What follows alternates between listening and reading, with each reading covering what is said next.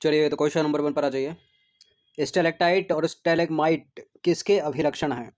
हिमनदीय स्थलाकृति और ज्वालामुखीय स्थलाकृति, कास्ट स्थलाकृति या नदीय स्थलाकृति बताइए। स्टेलेक्टाइट और स्टेलेगमाइट ये हैं कास्ट स्थलाकृति हो गए। ऑप्शन नंबर सी है इसका आंसर। तो देखिए स्टेलेक्टाइट और स्टेलेगमाइट जो है कास्ट स्थलाकृति के उदाहरण है। भूमिगत कंदराओं में जल के वाष्पीकरण के फलस्वरूप कंदरा के तल और छत पर जो है कैल्शियम कार्बोनेट का निक्षेप होने लगता है और यह निक्षेप जो है लंबे और पतले स्तंभों के रूप में होता है जो कंदरा की छत से जो है लटकते हुए प्रतीत होते हैं। इन्हें बोलते हैं स्टेलेक्टाइट। और वहीं ऊपर से निरंतर टपक रही बूंदें जब धरातल पर गिरती हैं तो उससे निर्मित आकृति जो है ऊपर की ओर विकसित होने लगती है जिसको बोलते हैं स्टेलेगमाइट। क्वेश्चन नंबर 2 पर आ जाइए। महात्मा गांधी राष्ट्रीय उद्यान कहाँ अवस्थित है? पोर्ट ब्लेयर, गंगासागर द्वीप, रामेश्वरम या लक्षद्वीप?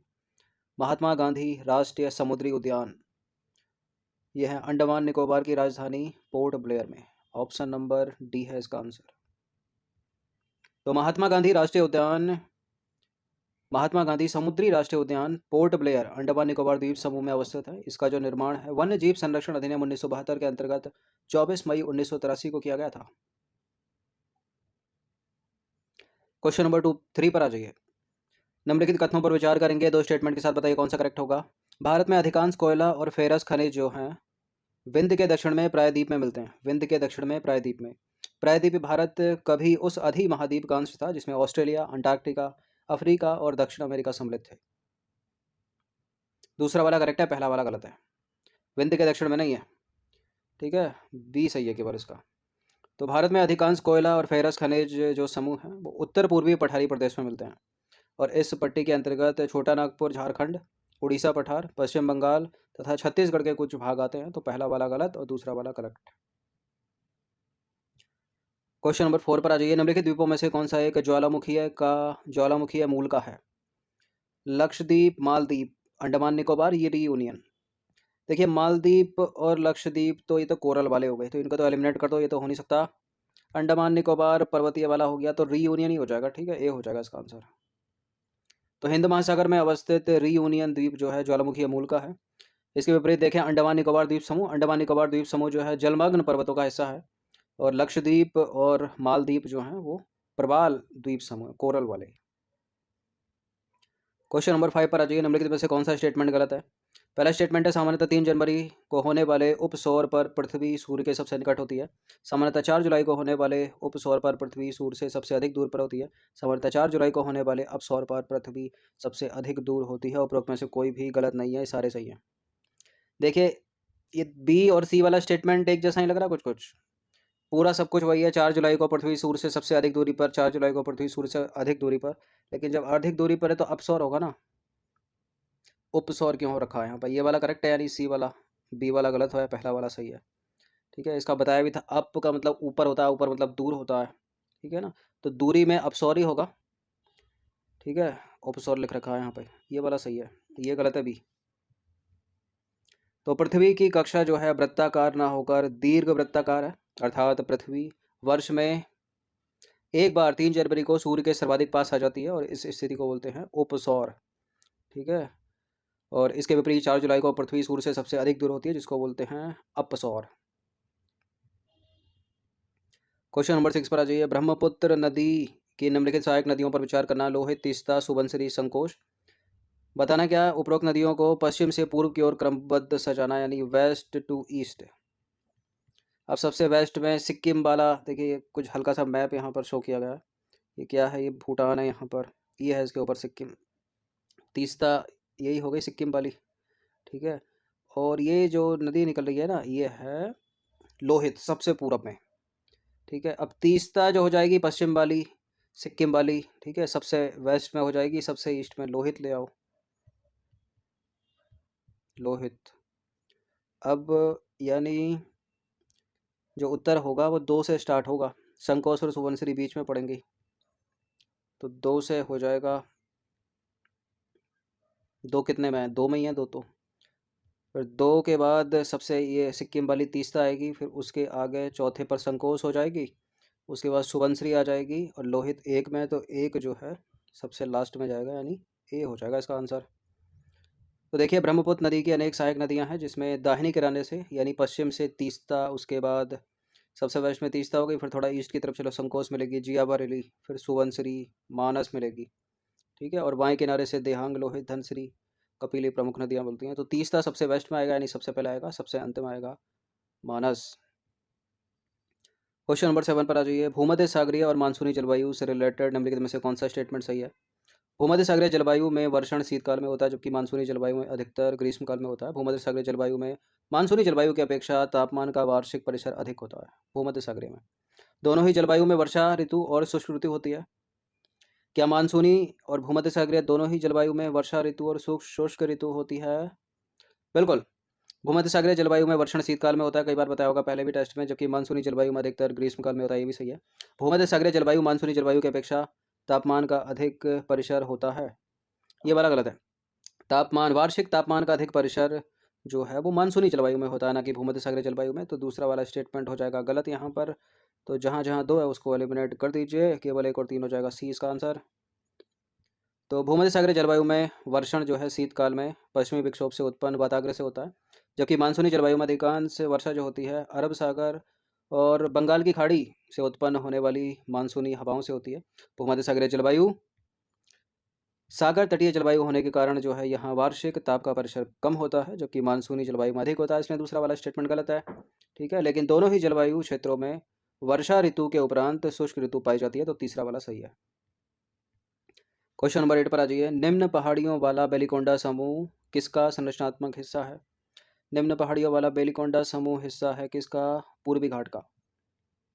तो निम्न पहाड़ियों वाला वेलिकोंडा समूह संरचनात्मक रूप से जो है ईस्टर्न घाट यानी पूर्वी घाट का एक हिस्सा है। कार्डमम पहाड़ियों का नहीं है, नीलगिरी का नहीं है, वेस्टर्न घाट का नहीं है। प्रश्न क्रमांक संख्या 9 पर आ जाइए। निम्नलिखित में से कौन सा एक लैंडलॉक्ड पॉट है? भू परिबद्ध बंदरगाह कौन सा है इसमें? हल्दिया।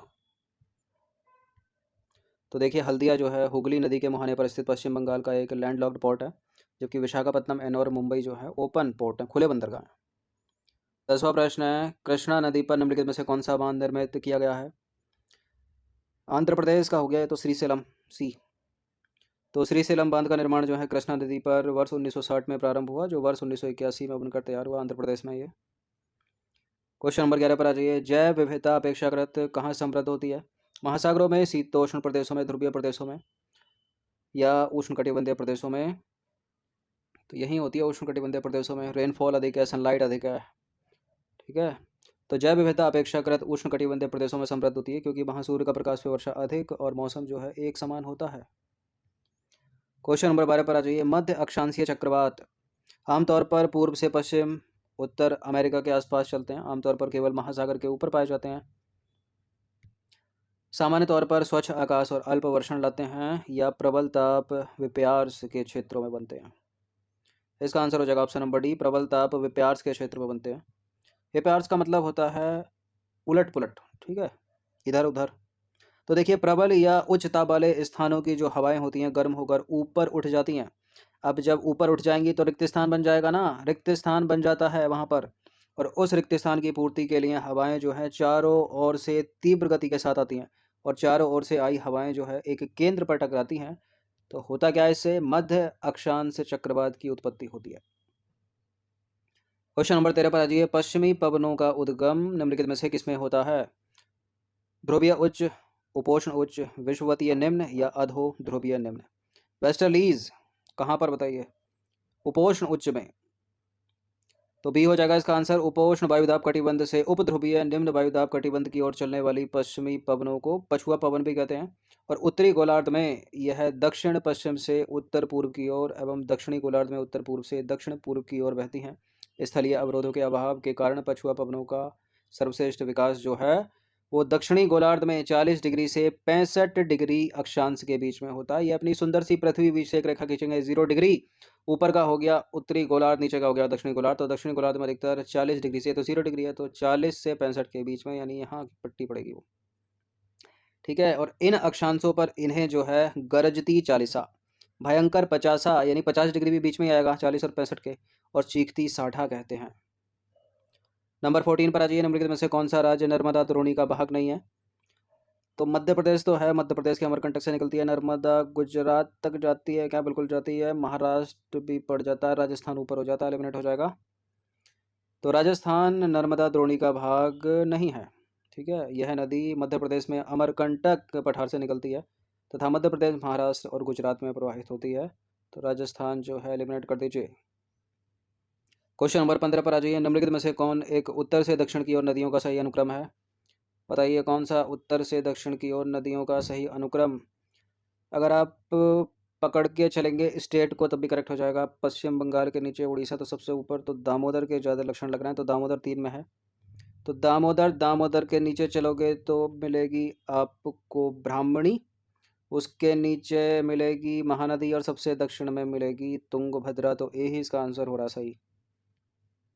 तो दामोदर नदी पश्चिम बंगाल तथा झारखंड में प्रवाहित होने वाली नदी है। ब्राह्मणी नदी उड़ीसा की एक मौसमी नदी है। इसका जो स्रोत है दक्षिणी कोयल तथा शंख नदी का संगम है। उसके नीचे आ जाओगे तो महानदी छत्तीसगढ़ तथा उड़ीसा की सबसे बड़ी नदी है। और तुंगभद्रा नदी दक्षिण भारत में बहने वाली एक पवित्र नदी है, सबसे दक्षिण में हो जाएगी। क्वेश्चन नंबर 16 पर आ जाइए, निम्नलिखित कथनों पर विचार करेंगे। दो स्टेटमेंट के साथ बताइए कौन सा वाला करेक्ट है। बराक नदी भारत के मणिपुर, नागालैंड, मिजोरम और असम राज्यों में बहने वाली एक नदी है। असम में भी बहती है क्या बराक? और यह बांग्लादेश और म्यांमार से होकर बहती है। म्यांमार से कहाँ बहती है बराक? गलत है, सीधे नीचे बांग्लादेश में आ जाती है। केवल पहला वाला करेक्ट है केवल। तो बराक नदी भारत के मणिपुर, नागालैंड, मिजोरम और असम राज्यों और साथ ही बांग्लादेश में बहने वाली एक नदी है। 900 किलोमीटर लंबी है ये। इसकी 900 किलोमीटर में से 524 लंबाई भारत में, 31 किलोमीटर भारत बांग्लादेश की सीमा पर बहती है, बाकी बचा हुआ 345 अकेले बांग्लादेश में बहती है। तो गलत है दूसरा स्टेटमेंट, म्यांमार में नहीं बहती है। नंबर 17 पर आ जाइए, निम्नलिखित पर विचार करेंगे। जलवायु, तापमान और वर्षा अपक्षय। क्या पूछा? उपरोक्त में से कौन से मृदा निर्माण की दर को प्रभावित करते हैं? तो जलवायु, तापमान, वर्षा अपक्षय सभी तो करते हैं, तीनों हो जाएगा। इसका आंसर डी हो जाएगा, उपरोक्त सभी। तो देखिए मृदा जो है अपक्षय की प्रक्रिया के माध्यम से बनती है। और मृदा यानी सॉइल यानी मिट्टी निर्माण की प्रक्रिया विभिन्न कारकों द्वारा प्रभावित होती है, जैसे कि जलवायु हो गई, तापमान हो गया, वर्षा अपक्षय हो गया, ह्यूमस हो गया। मृदा निर्माण की दर को प्रभावित करते हैं। जो समय है, टाइम, वो मृदा परिच्छेदिका की मोटाई को निश्चित करता है। वनस्पति हो गई, प्राणी हो गए, सूक्ष्म जीव हो गए, ये मृदा की ह्यूमस निर्माण की दर को प्रभावित करते हैं। तुंगता हो गई, ठीक है, उच्चवाच हो गया, ढाल हो गया, ये मृदा के संचय को निर्धारित करते हैं। और जनक सेल जो है वो मृदा के रंग, गठन, रासायनिक गुणधर्म, खनिज की मात्रा, पारगम्यता को निर्धारित करते हैं। इतनी सारी चीज़ें मृदा को प्रभावित करती हैं अलग अलग तरीके से। क्वेश्चन नंबर 18 पर आ जाइए, निम्नलिखित में से कौन सी विधि तीव्र ढालों पर मृदा अपरदन को रोकने के लिए सबसे उपयुक्त है? दो तरह से प्रश्न पूछा जा सकता है। तीव्र ढाल तो मतलब बहुत तीव्र हो गया, एक पूछा जाता है पहाड़ी ढाल, दोनों में उत्तर अलग अलग है। तो तीव्र ढालों पर मृदा अपरदन को रोकना है तो मिट्टी की कौन सी विधि को अपनाना पड़ेगा? वेदिका फॉर्म को, ठीक है, सी है इसका आंसर। और पहाड़ी ढालों पर समोच्च रेखीय जुताई। तो तीव्र ढालों वाली सतह पर यदि कोई वेदिका फार्म पद्धति के द्वारा कृषि करता है तब मृदा का अपरदन सबसे कम होता है। क्वेश्चन नंबर 19 पर आ जाइए। अब बताइए पहाड़ी ढालों पर मृदा अपरदन को रोकना है तो निम्नलिखित में से कौन सी विधि अपनानी पड़ेगी आपको? देखिए पहाड़ी ढाल देखा ही होगा आपने, इस तरह से बनाते हैं ना वहाँ, समोच्च रेखीय जुताई, सी। तो पहाड़ी ढालों पर समोच्च रेखीय जुताई मृदा अपरदन को रोकने के लिए सबसे उपयुक्त विधि है। किसी पहाड़ी ढाल पर समोच्च रेखीय रेखाओं के समानांतर जुताई ढाल से नीचे बहते जल के लिए एक प्राकृतिक अवरोध का निर्माण करती है, जबकि तटीय और शुष्क प्रदेशों में पवन गति को रोकने के लिए वृक्षों को कतारों में लगाया जाता है ताकि मृदा आवरण को बचाया जा सके, और इस विधि को बोलते हैं रक्षक मेखला विधि। ठीक है, तो तीव्र ढलानों पर हो गई, पहाड़ी ढलानों पर हो गई समोच्च रेखीय जुताई, और तीव्र ढलानों पर क्या हो गई? वेदिका फॉर्म पद्धति। चलिए क्वेश्चन नंबर 20 पर आ जाइए, अंतिम प्रश्न है ये। गिद्ध लुप्त हो रहे हैं इस पृथ्वी से, तो गिद्धों के लुप्त होने का सबसे प्रमुख कारण बताना है आपको। क्या अम्ल वर्षा है, या नदियों का प्रदूषित जल है, गिद्धों पर अत्याचार मतलब अत्यधिक शिकार, या फिर डिक्लोफेनिक एस्प्रिन जैसी पीड़कनाशी दवाएं? यही है, जो पीड़कनाशी ये पशुओं को दी जाती है, गाय को, भैंसों को, ठीक है, और उसी मांस को खा जाते हैं गिद्ध। उनसे क्या हो रहा है? लिवर, किडनी, ये सब फेल हो रहा है उनका, गिद्धों का। तो डी सबसे बेहतर उत्तर है यहाँ पर। तो देखिए गिद्ध जो है मृत जीव जंतुओं को खाने के कारण एक अपमार्जक है, ठीक है, डिकम्पोज करता है एक तरह से उनको, और इन्हें पर्यावरण का एक महत्वपूर्ण शोधक समझा जाता है गिद्धों को। किंतु भारतीय उपमहाद्वीप में जिन पशुओं का उपचार डिक्लोफेनिक एस्प्रिन अथवा इब्रोफेन जैसी पीड़कनाशी दवाओं से किया जाता है। अब गिद्ध जो है उनके द्वारा अपमार्जन से जो है उनकी किडनी खराब हो रही है, उनको खाते हैं ना ये, फिर क्या हो रहा है, मर जाते हैं जिससे गिद्ध, इसी कारण कमी आई है। यूपीएससी सिविल सेवा तक में पूछा जा चुका है प्रश्न, याद रखिएगा। तो 20 प्रश्न थे ये ज्योग्राफी के, इनके प्रैक्टिस एक बार कर लीजिएगा। एक लाइक कर सकते हो आप, सिविल सर्विसेज स्टडी चैनल को सब्सक्राइब कर सकते हो, बेल आइकन को प्रेस रखिएगा यूट्यूब के। धन्यवाद।